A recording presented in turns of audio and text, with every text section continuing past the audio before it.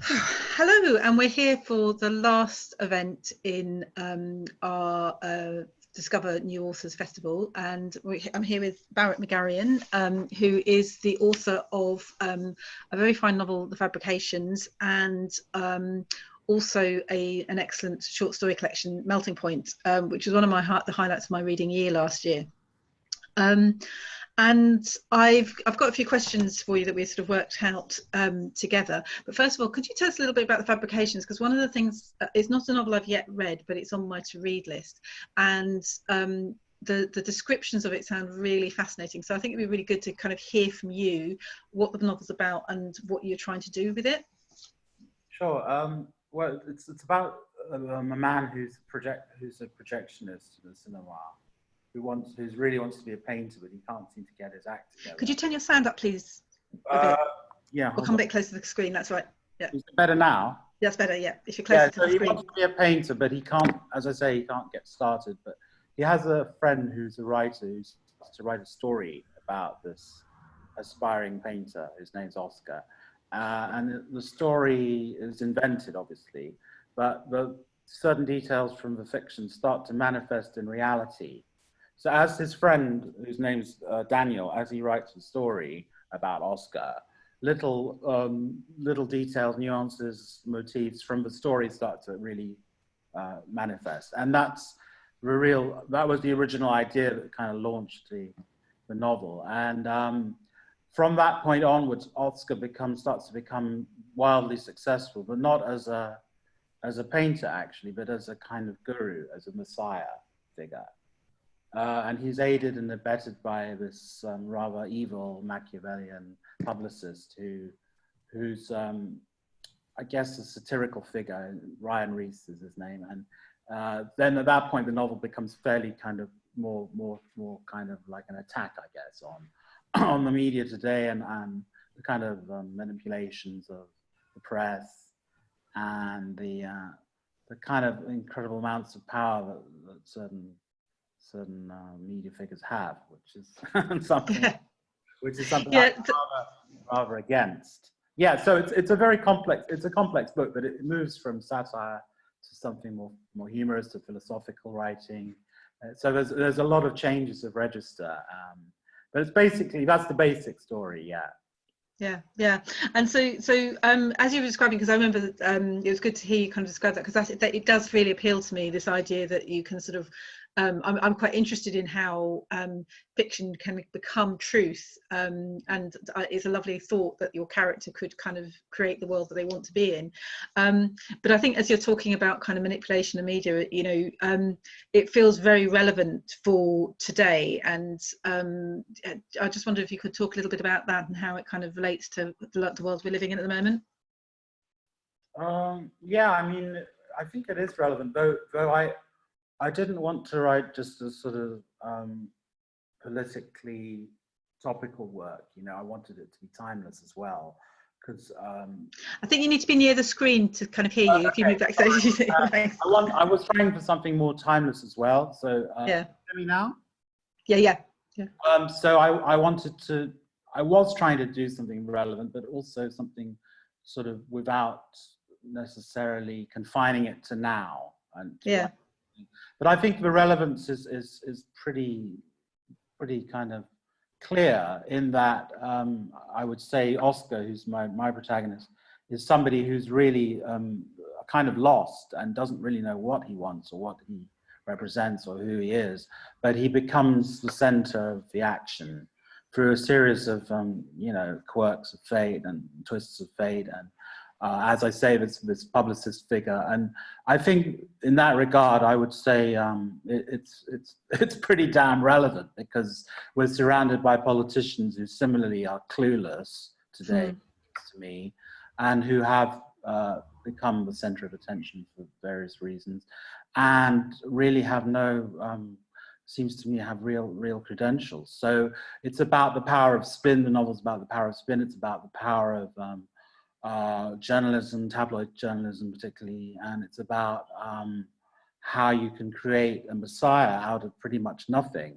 And it's about the internet and about the and influencers and all the the people who now are, I would say, wielding rather sort of disproportionate amounts of power and influence, considering they're not really, on the whole, I think probably not really intellectually trained enough.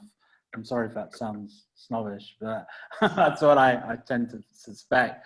So people who really have no intellectual credentials suddenly finding themselves really, you know, at the center of things, when I would argue that perhaps we need more editorial control, we need more, you know, filtering in the days, as was the case in the days of, you know, classical journalism.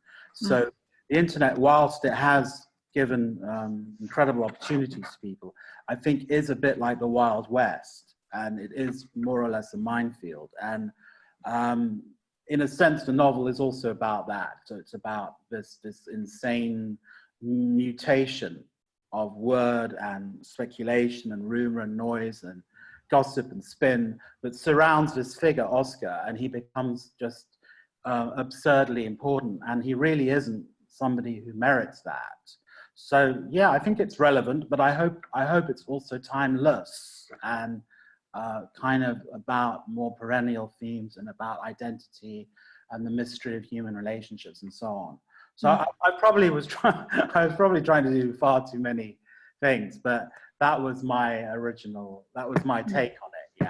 Yeah. No, I think that's really interesting, and I think, sorry, my laptop was on a swivel chair. It's just swiveled around there.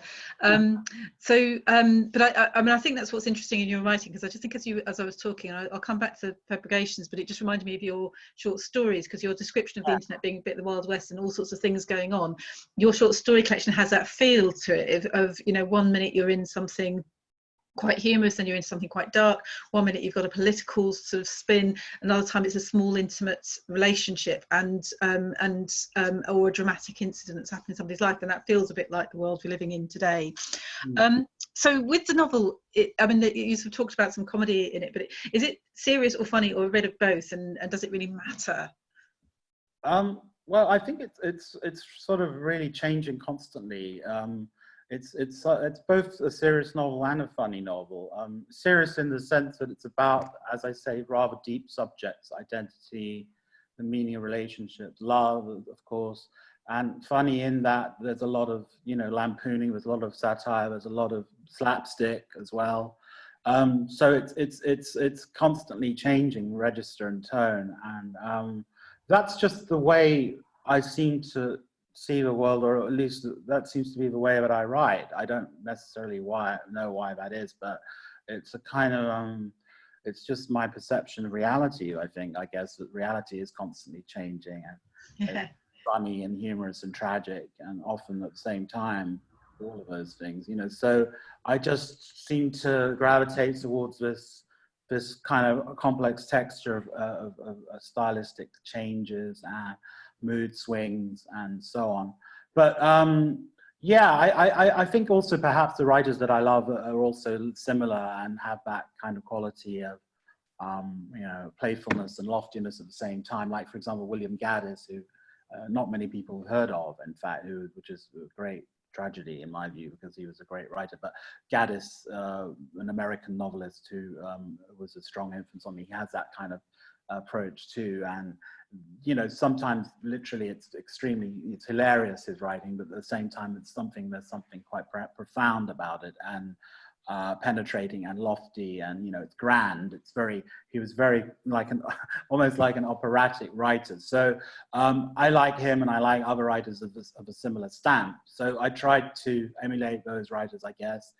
And I think perhaps also my approach to the serious comic duality thing might be just because of my multinational kind of my identity, because as you know, I'm Armenian. I live at the moment in Italy. I had a British education, so I'm fairly mixed bag of different cultural components, and that manifests perhaps in this kind of seeing the world in a multifaceted way, rather than just as one genre, one tone, or one mood, or one, you know, register. So I tend to see things kaleidoscopically, in my own life and in writing as well. And I think actually that's kind of, for me anyway, personally, I find that kind of writing the most interesting, because it seems to me that's perhaps more true than maybe confining yourself to one kind of world. So I've always tried to sort of mix things up and show the reader, you know, the relativity of things as well as the beauty and richness as well, I hope. Yeah, no, that's great. And you mentioned identity, and your multi-identity in terms of different nationalities that kind of make you up. Do you think that's central to writing, and if so, why?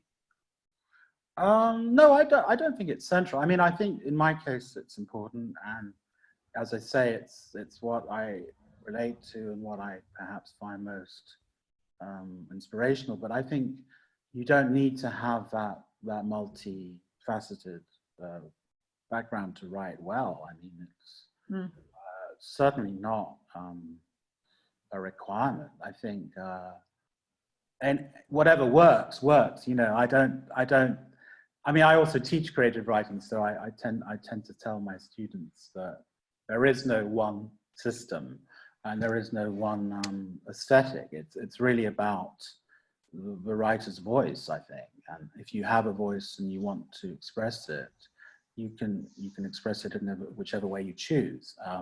But it's not, I wouldn't be prescriptive. I wouldn't say you have to have this experience and live in, you know, a boat on a canal in Oxford in order to write, or you can't, or you can, you know, you could be from a ghetto in the Bronx and write. It doesn't matter where you're from. The important thing is that your voice is authentic, I would say, and that you've found something that only you can say, and in the way that you choose to say it. That's the prerogative of any writer. But I mean, yeah, you could have a multifaceted background. You could have spent your whole life in a village, you know, which is fine. I mean, if you think of writers who ventured out, it's not necessarily the case that just because they ventured out that they're more original or more impressive writers. I don't think. I think it depends on the sensibility of the person. So Emily Dickinson could stay in her little, you know, her bubble, and she could invite the cosmos in, which is what she did, because she had the right sensibility. Whereas, you know, somebody might travel the world several times and have absolutely nothing to say, even though they've seen, you know, the Taj Mahal and, you know, whatever it is. So it's really about the fine tuning of the writer's sensibility, and how if they find that voice and have that vibration within themselves. And if they have that, they can do anything. But it's a question of, you know, you need to nurture that as well. And I think, so I always tell my students to write about, I certainly don't agree with the adage that you should write what you should know, which is one of these classic cliches, you know, that people have in their mental notebook. But I think you should also write about what you don't know. And you can often, the things that are most interesting perhaps can come out of that ignorance of a subject. So you can get a fresh perspective and a new take on it, you know. I mean, obviously you have to know a little bit, you have to have some sense of whatever it is, but you can research and you can use your imagination as well. I always say to my students, use your imagination, you know, don't just, don't be afraid to make things up, you know. Yeah, and I think with the write what you know thing, it's as much writing. I think it's become a horrible cliche for writers, but I think it's more about write from your experience of humanity. You know, so you don't have to have been worked in a post office to be able to write about a conflict in the post office, because you will have had a work-related conflict at some point in your life. That is that kind of thing, I think. Yeah. No, absolutely. Yeah, you have to have, I think, just empathy, really. And Yeah. So we've talked about the complexity of the Fabrications. Do you think it's complexity makes it hard to make it a commercial novel? Because I know it's done very well in reviews and in America and the US, but you're still trying to get an English publisher, and I think that's a real shame, because I really think it does sound terrific, and I'm desperate to read it. But do you think that complexity is what makes it, people put put publishers off, or that means you're not making huge amounts of money with it? Well, yeah, probably. I think probably the complexity of the book isn't something publishers would kind of necessarily go nuts about, So because publishing has become has more than ever become a kind of a fairly formulaic kind of process of filling in needs and providing certain titles for certain types of people and certain readerships, and I think that tendency has become much more pronounced, I would guess, and in the last 20 years or so. So unfortunately, that's a bit, I find that rather restrictive personally, but it seems to be the case that for whatever reason, that's the main thrust of publishing. It seems to be going in that direction. Of course, there are exceptions and independent presses like Salt and Pleasure Boat Studio that published the novel in America, my novel in America. But I do think that the mainstream is about categorization rather than complexity. And yeah, that's a bit of a that's a problem for a novel like The Fabrications, because it's not really any one genre. But I would argue that the works that transcend genre are the most interesting, and so ultimately perhaps those works get a more universal shelf life than those works that are more ephemeral. I'm not saying, by the way, that The Fabrications is headed for such a glorious destiny, but certainly that would be my ambition, to write something that isn't necessarily about, as I said, the vicissitudes of now and the marketplace and politics. I do want to write about those things, but I don't want to just confine myself to that, because I think you get out of date. Right? You become kind of out of date and kind of irrelevant after 2, 3, 4 years. And actually, The Fabrications took me 15 years to get published. So I'm rather proud of the fact that it got to see the light of day and is still a relevant work, because that means I actually managed to, I think, do something that was timeless, was about, the future in a sense. I mean, not that I'm not saying I'm a prophet, but it was definitely something that I'm proud of, that it's still a book that speaks to today. And actually, it just came out in Italian translation. And it's interesting, Italians see it as so contemporary. And I'm kind of amazed by that they see it as such a contemporary book. Because, I mean, it is contemporary, but it's kind of also, there's bits of it that I find a bit out of date now, to be honest. But the Italian readership is very, very, sort of tends to see it as very much about now, which is good, Yeah. Great. What do you think about publishing, Virginia? Do you think my view of it is? I mean, I think there is this. I think there always has been the struggle between what sells, and that changes from decade to decade, from year to year, and so and I mean, I think there is always a tendency, which I don't think is controversial, to say that there's a big hit, and then like there was it Girl on a Train, and then there were loads of books with girl in the title, and or sort of domestic thrillers became big after Gone Girl, and sometimes there's a kind of bandwagon of stuff. There is also there's always a thing about the celebrity authors, and I think the more complex works, or the kind of more sort of slightly out there fiction, has always had to struggle to find its place, and there always is a place for it. I suppose I take the view that you write what you need to write and see what happens with it, and sometimes you'll get lucky and sometimes you won't, but the work is out there for the people who want to find it, and sometimes, I mean, Dennis Harrison, who we were talking about earlier in the pre-chat, who used to run the Albion Beatnik, introduced me to an artist called I want to say Alice Cavan, but I might have got that name wrong. I'd never heard of her before. She was somebody who wrote in the 60s and the 50s. She had a period of time in Mental Health Institute, and her author name was actually not her name. but she actually took on the name of one of her characters. So she was really, really interesting.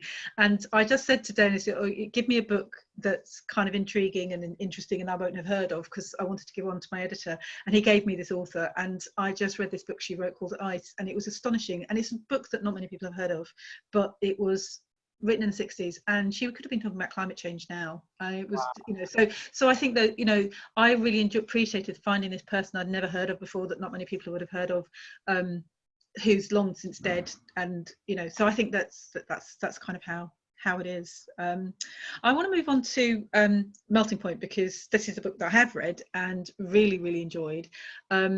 It's a very eclectic mix, and I think you were talking about your kind of eclectic personality and your eclectic life experience, and it takes you all around the world. And one of the phrases that I really liked in the stories, which I wrote in my Amazon review, was in one of my favorite stories in the book, which is called The Rich and the Slaughtered. And it starts with a character saying, I'll tell you a story that contains the secret of the world.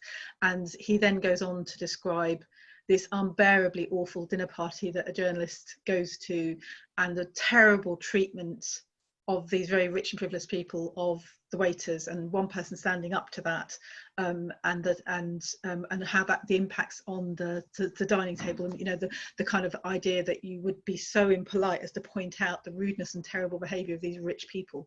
And I thought that line in that story both encompassed the short story collection, but I think is also incredibly relevant. And I think we've sort of seen in the last 20 years the rich getting richer and the gulf between rich and poor getting wider.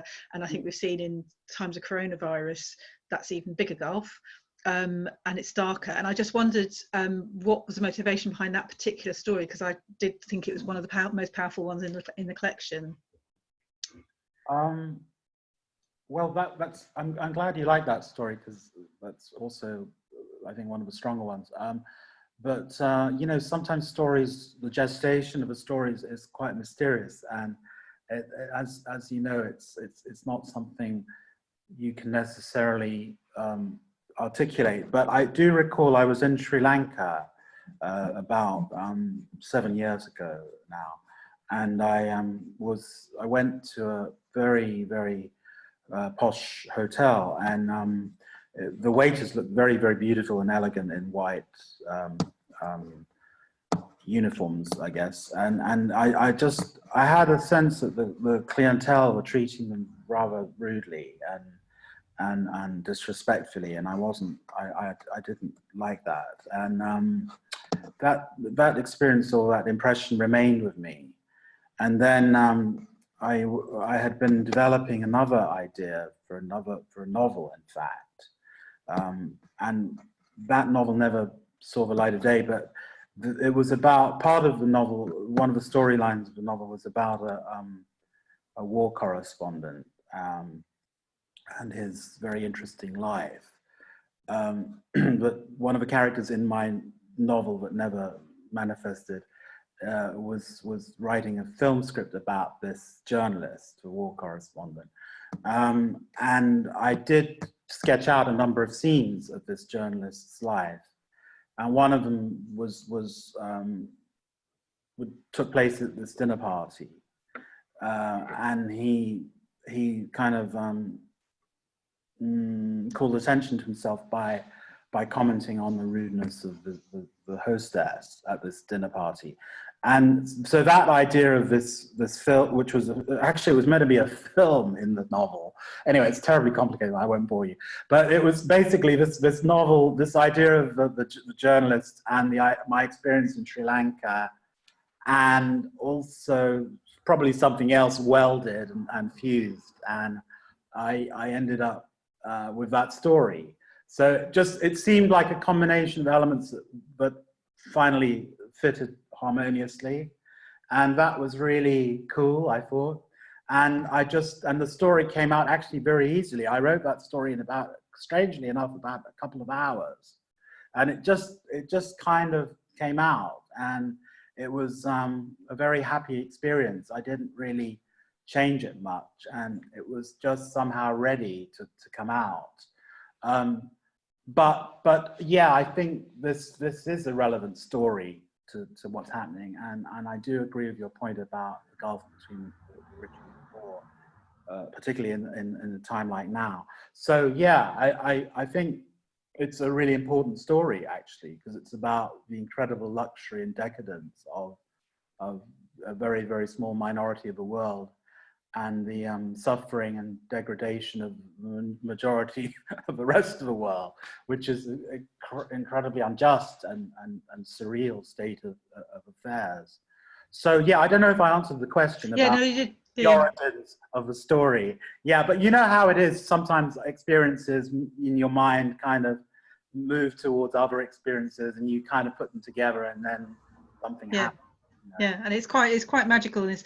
And I think one of the things in the book is that it's not always a very realistic story. So I was thinking a bit the title story, Melting Point, which I think again is another wonderful story, but could only have come from a brain like yours, I think, because it's a story of a man who is obsessed with music, and the town builds this incredible organ, but they discover this organ has such power that if it was played, it would deafen the town, and the townspeople offend this man with his various obsessions for music. So his response to the town's treatment of him is to play the organ. He kind of descends into kind of a madness and plays this organ that literally shakes town from its foundations. And as it goes on and he gets more obsessive and he gets madder, the music seems to you get the sense of the music getting louder and louder and louder, and everybody's eyes is, and the whole sort of town, and there is something completely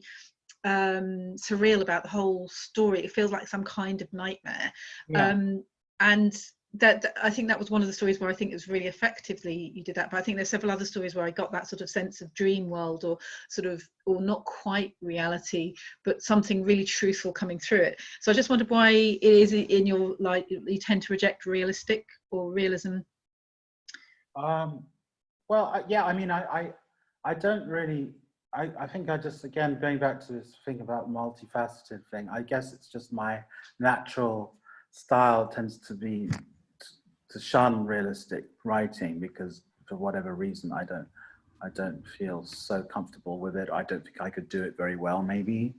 And I suppose I think that fiction should be transportative, and it should take the reader into something of another dimension, because that's, for me anyway, I think that's the real hallmark of a novel or of a piece of really, really great fiction, because it's about this invention of another world, another reality that isn't necessarily our reality. So I suppose that I want to do that. I like that kind of writing because it's otherwise I think it's sort of, for me at least, it's closer perhaps to journalism or to reportage or to memoir, or it's not really taking me into this trip zone, because I want to take the reader into this slight, almost hallucinogenic kind of dimension, and that's, I think, what the kind of fiction I like, that it's another world. It's not the world we know. It's not simply the empirical reality that surrounds us. It's something more than that, or it's a diversion or whatever. But I mean, but that's not to say realism is a minor form. It's just, I think. But I think probably even Dickens, who's a realistic writer, if you read him, it's not, I'm sure he was doing the same kind of thing that I'm talking about, which is transportative and taking the reader into this almost autonomous, self-contained universe, which is like a real magic trick.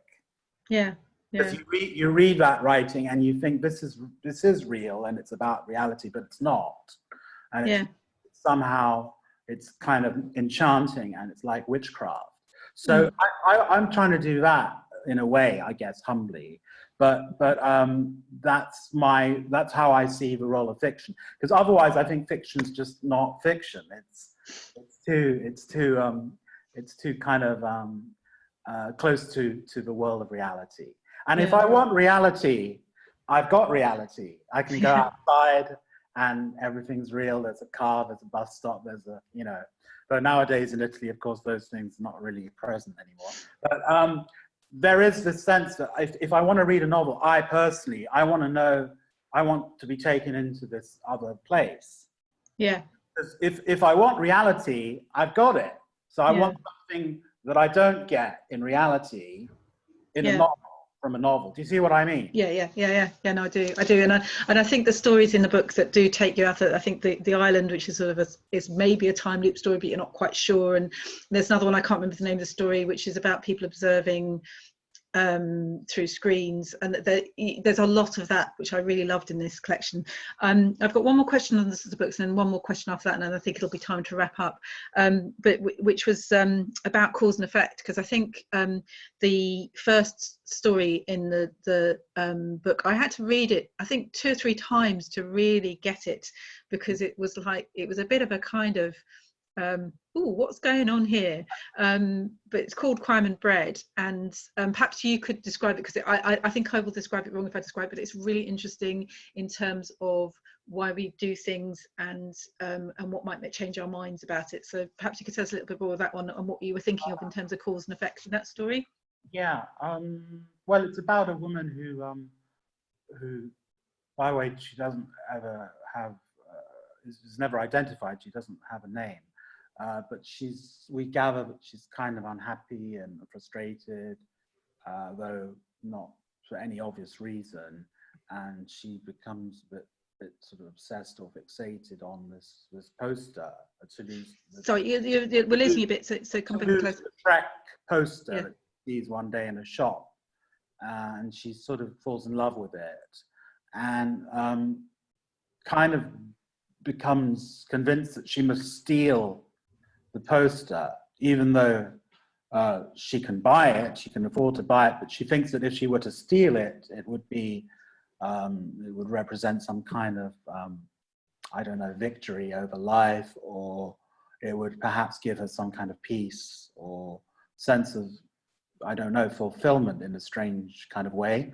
And so she does eventually do that, but her act of theft is partly kind of inspired by another story that's a sort of story within the story, which is about a man who wants to buy a loaf of bread, and he's on his way to the bakery, and he sees another loaf of bread wrapped up in its wrapping lying on the ground, and he thinks, shall I just take this loaf of bread, or should I go to the bakery?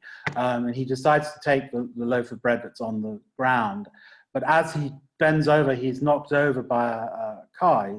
He's severely injured, and of course he can't get the bread, and the bread is there, and somebody else comes and actually takes the bread and leaves, and he's fine. So this story that my protagonist is reading is kind of weirdly resonant to her, at least to her life at that time. And she sort of starts interpreting the story, thinking, is this about destiny? Is it about crime and punishment? Is it about me? Is it about, should we honor our original desires, or should we not? Should we do what we want socially irresponsibly, or should we be always responsible? And the whole thing starts to become this kind of weird echo chamber. And eventually, as I said earlier, it sort of inspires her to steal the poster.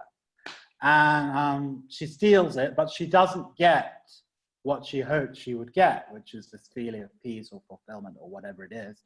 And it becomes a kind of Dostoevskian mini Dostoevskian parable. So she becomes guilt-ridden, and then she eventually takes the poster. No, she sends the poster anonymously back to the shop, which then reframes it and places it in the window. And then eventually she buys the poster that she's stolen. So she's stolen it, returned it, then she buys it, and finally she gives the poster away, as it's implied that the man perhaps who gave away the bread in the story, the parable, somebody left the bread on the ground for whatever reason, and she leaves her poster. So it's a very short but complicated story. And I really think what I was trying to say was that we're all influenced by what we read and see, and we're all kind of the sum of different parts, culturally and socially and intellectually. And so she goes on this kind of odyssey to find herself via this poster's journey. And rather than actually taking the poster home, the important point is that she gives it away. And what I was really trying to say there, which I perhaps didn't really succeed in doing, was that we have to let go of the things that we think will make us happy. So she finally lets go of the poster, and it's like this moment of peace, because she's no longer attached to this kind of desire, I guess. So it's a very kind of Buddhistic ending. I loved it. And that's thanks for free herself. I love that explanation of it. So sort of that's really helpful. We've got just time for one very quick question. So I'm going to ask you to kind of keep it brief. But do you think it's sort of how important do you think luck is in a writer's life? I think it's pretty important. Yeah, unfortunately, it's very important, I would suspect. But you can't really control that. So you just have to do your best, send your work out, hope someone somewhere likes it, appreciates it. But I think the success, the major success of writers who are majorly successful is probably down a lot of the time to a large element of luck, I would say. And that is something you can't really do anything about, I think. You just have to, you either get lucky or you don't, you know. But it's a very random procedure, I would say, yeah. And in the meantime, I think we just have to celebrate the authors, which is the whole point of this festival. So I think that's a really good note to end on, because I hope this last talk with you, people who have introduced your work, and I would really recommend people go and look at the Fabrications and look at Melting Point, and also to shout out, because we also have Judith in the room, who's also a Salt published author, and Salt is one of the great indie presses that's really championing writers' voices who might not get heard elsewhere. And sort of in these days of coronavirus, small presses are struggling, so support them and also support indie bookshops. And I'll put all the details of all the publishers from today and all the indie bookshops on the Twitter feed. So thank you very much for your time, and thank you much for concluding this festival. Great to see you. Thank you. Thank you. Thank you. Bye. Bye-bye. Bye.